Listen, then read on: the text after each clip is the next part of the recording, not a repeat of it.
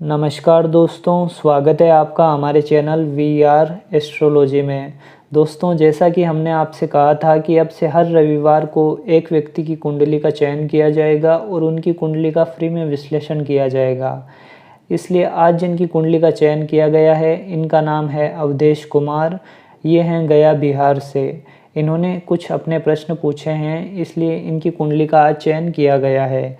दोस्तों, अगर आप भी अपनी कुंडली का फ्री में विश्लेषण करवाना चाहते हैं तो सबसे पहले हमारे चैनल को सब्सक्राइब कर लीजिए और जो भी आपके प्रश्न हैं अपने जन्म विवरण के साथ कमेंट बॉक्स में पूछ सकते हैं। आप में से ही एक व्यक्ति की कुंडली का चयन अगले रविवार को ज़रूर किया जाएगा। तो दोस्तों, आप भी अपने प्रश्न पूछ सकते हैं। अब आते हैं इनकी कुंडली के ऊपर। तो देखिए, जो इन्होंने जन्म विवरण बताया है वो कुछ इस प्रकार है। 5 सितंबर 1992 शाम को 5:24 गया बिहार। अवधेश जी की कुंडली बनती है कुंभ लग्न और धनु राशि की।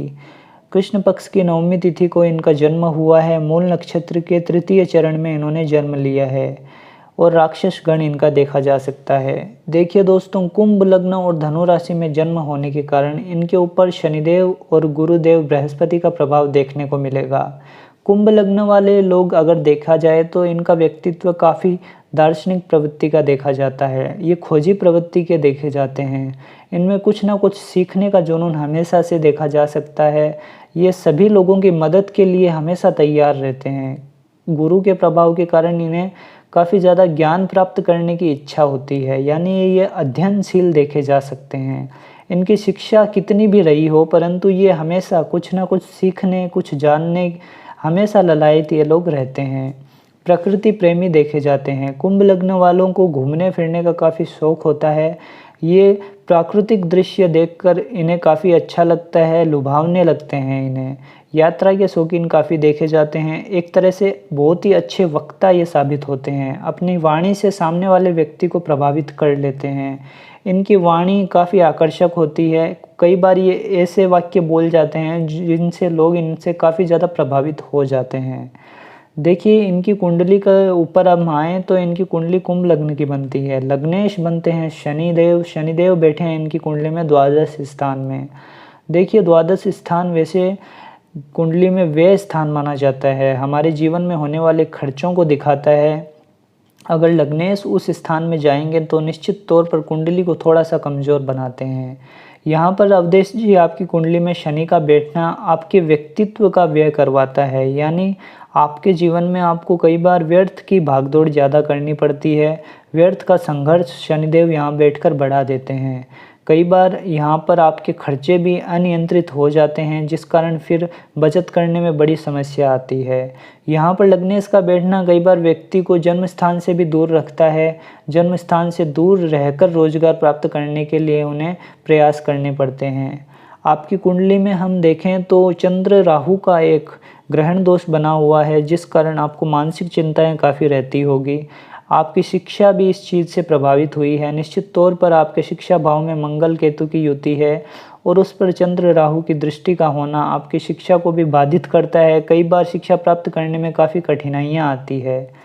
आप अगर अपनी कुंडली में देखिए तो आपकी कुंडली में दसम भाव के मालिक बनते हैं मंगल, जो अपने से षडाष्टक दोष में है, जिस कारण आपके कार्य क्षेत्र में भी आपको काफ़ी भटकाव या फिर बदलाव देखने को मिलता है। आप एक डिसीज़न पे कभी कायम नहीं रह पाते। आपके मन में कई विचार चलते हैं और आप एक सही निर्णय पर कभी भी नहीं पहुंच पाते। आपके मन में आपके विचारों पर आपका नियंत्रण बिल्कुल नहीं है, क्योंकि चंद्र राहु की युति आपको थोड़ा सा भटकाव दे रही है। दूसरी बात, आप में थोड़ा सा क्रोध की भी अधिकता देखी जा सकती है, क्योंकि सूर्य की दृष्टि आपके व्यक्तित्व पर पड़ रही है।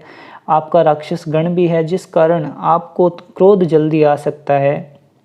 इसलिए आप अपने क्रोध पर नियंत्रण करने का प्रयास कीजिए, अन्यथा लोग आपकी बातों से आपसे नाराज़ हो सकते हैं। आपकी वाणी पर थोड़ा सा आपको नियंत्रण रखना होगा। हालांकि अंदर से आप काफ़ी भावुक भी हैं, क्योंकि आपके लग्नेश शनि श्रवण नक्षत्र चंद्रमा के नक्षत्र में बैठे हैं, जिस कारण आपका भावनात्मक पहलू भी एक है, परंतु लोगों को वो नज़र नहीं आता। कई बार वो आपकी बातों को गलत ले लेते हैं, आपकी बातों को सही से समझ नहीं पाते, जिस कारण आपसी टकराव आपके अन्य व्यक्तियों के साथ हो जाते हैं। इस बात का आपको ध्यान रखना होगा कि किस व्यक्ति के साथ किस प्रकार की बात आपको करनी है, जिस कारण लोग आपसे नाराज़ ना हों और आपके रिश्तों में मधुरता बनी रहे। ये आपकी कुंडली के कुछ बिंदु थे जो हमने आपको बताए। अब देखिए, अब आते हैं हम आपके प्रश्नों के ऊपर। आपने जो प्रश्न सबसे पहले पूछा है वो है कि आपकी कुंडली में गवर्नमेंट जॉब के योग हैं या फिर नहीं। अगर नहीं है तो आपको क्या करना चाहिए। देखिए, कुंडली में गवर्नमेंट जॉब के लिए अगर हम देखें तो सबसे पहले सूर्य देव का बलवान होना बेहद ज़रूरी है। उसके बाद बृहस्पति और मंगल का भी बलवान होना बेहद ज़रूरी है। आपकी कुंडली में हम सूर्य को देखें तो सप्तम भाव के मालिक बनते हैं और सप्तम भाव में ही बैठे हैं। शुक्र के नक्षत्र में सूर्य का बैठना थोड़ा सा सूर्य को मजबूत तो आपकी कुंडली में बनाता है, क्योंकि वहाँ पर सूर्य की युति बृहस्पति के साथ हो रही है, जिस कारण आपकी कुंडली में शिक्षा प्राप्त करने के अच्छे योग हैं। आपको ज्ञान प्राप्त करना और ज्ञान बांटना दोनों में ही महारत हासिल होगी। आप अध्यापन क्षेत्र में अच्छा काम कर सकते हैं। टीचिंग फील्ड में, बैंकिंग फील्ड में आपकी नौकरी लग सकती है। सरकारी नौकरी की आपने कहा तो निश्चित तौर पर आपकी कुंडली में सरकारी नौकरी के आसार दिख रहे हैं, परंतु उसे प्राप्त करने में आपको संघर्ष कई ज़्यादा करना पड़ेगा, क्योंकि उसका सबसे बड़ा कारण है आपकी कुंडली में गुरु का थोड़ा सा कमज़ोर होना और दसम भाव के मालिक आपकी कुंडली में मंगल बनते हैं, जो कि षडाष्टक दोष में हैं, जिस कारण कई बार मेहनत का फल नहीं मिल पाता और समय काफ़ी लगता है। परंतु एक बात आप मान के चलिए, आपको सरकारी नौकरी लग सकती है, क्योंकि नवमांश कुंडली को अगर हम देखें तो धनु लग्न का नवमांश बनता है। वहाँ पर बृहस्पति की स्थिति लग्न में ही है, जो बृहस्पति को बल प्रदान कर रही है। दूसरी बात, सूर्य दसम स्थान में बैठे हैं। दसम स्थान में सूर्य को दिग्बल प्राप्त होता है। नवमांश कुंडली में ये एक अच्छी संकेत आपकी कुंडली दिखा रही है। तो निश्चित तौर पर आपकी कुंडली में सरकारी नौकरी के योग हैं, बस उसको प्राप्त करने के लिए आपको संघर्ष काफ़ी ज़्यादा करना पड़ेगा। आपकी कुंडली में अभी अगर हम दशाओं को देखें तो चंद्रमा की महादशा चल रही है, जो कि 3 दिसंबर 2021 से स्टार्ट हुई है। आपकी कुंडली में चंद्रमा का ही अंतर चल रहा है, जो कि यानी 1-2 दिनों में ख़त्म हो जाएगा। 3 अक्टूबर को मंगल का अंतर स्टार्ट हो जाएगा। वहाँ से आपके कर्म क्षेत्र के लिए काफ़ी अच्छा समय स्टार्ट हो जाएगा।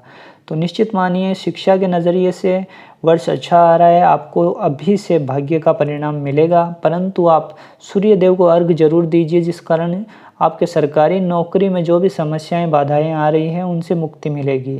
दसम भाव के मालिक मंगल बलवान होंगे और जब इनकी अंतर्दशा आएगी तो ये निश्चित तौर पर सहयोगी होंगे।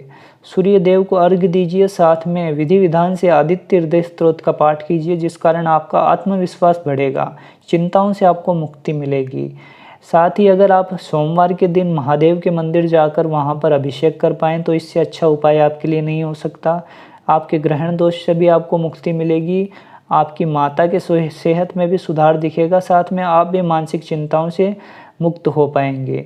तो आप सूर्य को बल दीजिए, साथ में भोलेनाथ को प्रसन्न कीजिए। ये 2 उपाय आपके लिए काफ़ी ज़रूरी हैं। आपको रोज़गार प्राप्त करने में भी आपके लिए सहायक होंगे और आपको मानसिक शक्ति भी प्रदान करेंगे। दूसरा प्रश्न पूछा है आपने कि आप बिज़नेस कर सकते हैं क्या। तो देखिए, आपकी कुंडली में अगर हम देखा तो दसम स्थान थोड़ा सा कमज़ोर तो दिखाई दे रहा है, क्योंकि दसम स्थान के मालिक मंगल बनते हैं, जो केतु के साथ पंचम भाव में हैं। जैसा कि हमने पहले भी कहा, ये षडाष्टक दोष में है, जिस कारण कर्म क्षेत्र में आपको सही निर्णयों तक पहुंचने में काफ़ी समय लगता है। आपके लिए देखिए, बिजनेस से ज़्यादा अच्छी नौकरी ही साबित होगी, परंतु फिर भी कभी आप व्यापार करने के इच्छुक हों, आपके पास अच्छा पैसा हो, तो निश्चित तौर पर आप व्यापार कर सकते हैं। आपको व्यापार करना है तो आप ठेकेदारी का कोई काम कर सकते हैं सरकार से जुड़कर, उसमें आपको ज़्यादा लाभ हो सकता है। या फिर आप टीचिंग लाइन का काम कर सकते हैं, फाइनेंस से जुड़ा हुआ कोई काम कर सकते हैं। आप मैकेनिकल या फिर ऑटो मैकेनिकल काम भी कर सकते हैं। शनि से संबंधित कोई भी व्यापार आप करें तो आपके लिए फ़ायदा ज़रूर देगा वो। और दूसरी बात, अगर आप किसी को राय मशवरा देना यानी कोई कंसल्टेंसी का काम आप करें, पढ़ाने का काम करें, तो ये सब काम आपके लिए अच्छे साबित होंगे। गुरु से और सूर्य से संबंधित व्यापार आपको ज़्यादा लाभ देंगे। इसके बाद आप शनि से जुड़ा हुआ भी कोई काम कर सकते हैं। एक बात मान के चलिए, आप जन्म स्थान पे अगर 100 रुपये कमाएंगे तो विदेश में आप 500 कमाएंगे। यानी जन्म स्थान, विदेश की बात यही है कि जन्म स्थान से दूर ज़्यादा आपकी कुंडली में सफलता दिख रही है। बाहर आप ज़्यादा सफल हो सकते हैं, अपने दूसरे राज्य में या फिर देश से बाहर भी, तो निश्चित तौर पर आप ज़्यादा सफल हो पाएंगे। परंतु आपके मन में गवर्नमेंट जॉब की ही ललक है तो निश्चित तौर पर पहले उसका प्रयास कीजिए। मंगल की जब अंतर्दशा आपको स्टार्ट होने वाली है, उसके बाद निश्चित तौर पर आपका जो विकास है वो कर्म क्षेत्र में देखने को मिलेगा। निश्चित तौर पर आपकी सरकारी नौकरी लग सकती है, बस कुंडली मेहनत ज़्यादा मांगती है। आपकी कुंडली थोड़ी सी लग्नेश के कमज़ोर होने से पीड़ित हो रही है और दसम स्थान कमज़ोर है, जिस कारण आपको समय ज़्यादा लग रहा है। पर एक बात मान के चलिए कि आपकी किस्मत साथ देगी, बस मेहनत करते रहिए।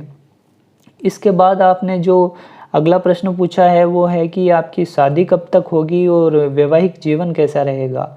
तो देखिए, आपकी कुंडली में हम विवाह के बारे में विचार करें तो सप्तम भाव के मालिक बनते हैं सूर्य, जो कि शुक्र के नक्षत्र में बैठे हैं। पंचम भाव के मालिक की भी सप्तम भाव में युति दिखाई दे रही है। पंचम भाव के मालिक बुध बनते हैं, जो कि सप्तम भाव में सूर्य के साथ ही बैठे हैं। पंचम भाव से देखिए दोस्तों, हमें पता चलता है कि व्यक्ति का अध्ययन क्षेत्र कैसा है, उसकी शिक्षा कैसी है, संतान उसको कैसी प्राप्त होगी, साथ में जो उनके प्रेम संबंध है, भावनात्मक पहलुओं को पंचम भाव दर्शाता है।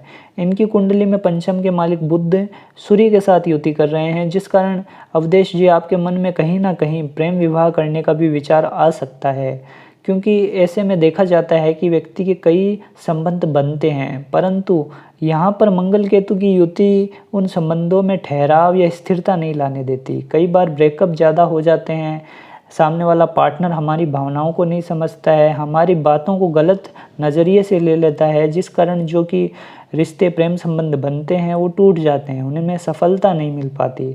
आपकी कुंडली में प्रेम विवाह के आसार हैं। अगर आपके कोई ऐसे साथी हैं जिनसे आप करना चाहें तो निश्चित तौर पर कर सकते हैं, परंतु एक बात का ध्यान रखिए कि आपकी कुंडली में थोड़े से एक वैवाहिक जीवन में टकराव भी दिखा रहे हैं, क्योंकि विवाह के कारक शुक्र नीच राशि में बैठे हैं, जो आपके वैवाहिक जीवन में थोड़ा सा टकराव देंगे निश्चित तौर पर। इसलिए आपको कुंडली मिलान जरूर कर लेना चाहिए। कुंडली मिलान करके आप विवाह करें, वो आपके लिए ज़्यादा बेहतर सिद्ध होगा।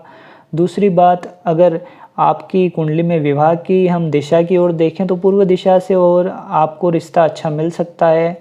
आपकी पत्नी के स्वभाव की बात करें तो देखिए, नवमांश में धनु का बनना, उसमें देखिए सप्तम में सूर्य, बुध और बृहस्पति की युति दिखाती है कि आपकी जो जीवन संगिनी होंगी वो काफ़ी ज़्यादा समझदार होंगी, बहुत ही ज़्यादा ज्ञानी होंगी, और इस ज्ञान का उन्हें गुमान भी हो सकता है, यानी घमंड की प्रवृत्ति आपके जीवन साथी में देखी जा सकती है।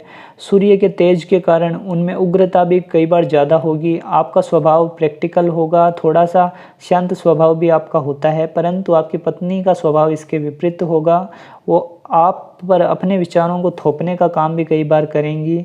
उनको लग सकता है कि आपकी पत्नी को लगे कि उनके पास ज्ञान ज़्यादा है, ऐसा भी कई बार देखने को मिलता है।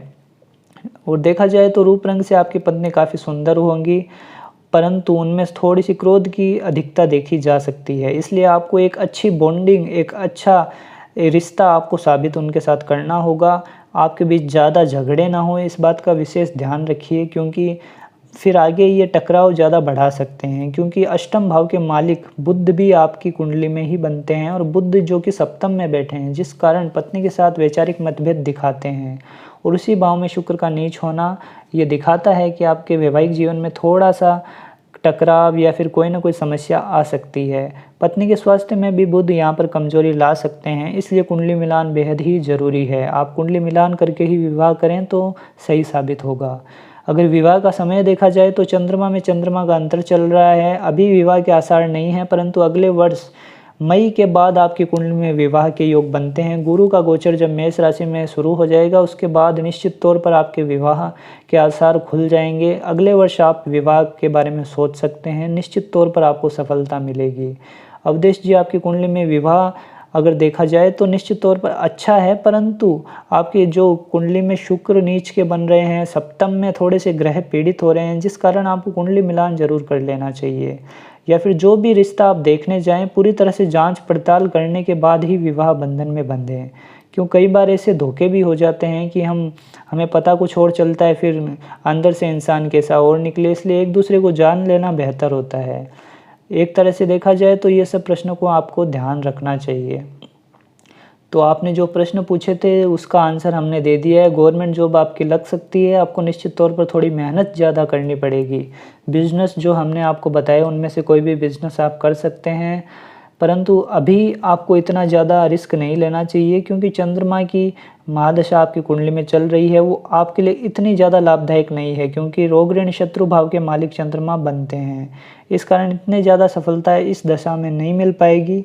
परंतु जब अंतर में मंगल आ ही गए हैं, जो आपको शिक्षा में काफ़ी सफलता दिलाएंगे। आपके लिए जब मंगल की महादशा स्टार्ट होगी, जो जिसमें अभी समय है, यानी 2031 से वो स्टार्ट होगी, उसके बाद आप जीवन में काफ़ी ज़्यादा ग्रोथ हासिल करेंगे, सफलता आपको मिलेगी।